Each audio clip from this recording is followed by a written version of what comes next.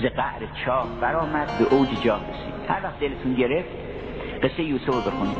هر وقت دیدید از اون برادران هرچود که اخوان حسد که از حسادت مایه رنج و مهنت فراهم کردن برخورد کردین، هر وقت این روزگار شما رو انداخته تایید چاه، داستان یوسف رو باز کنید.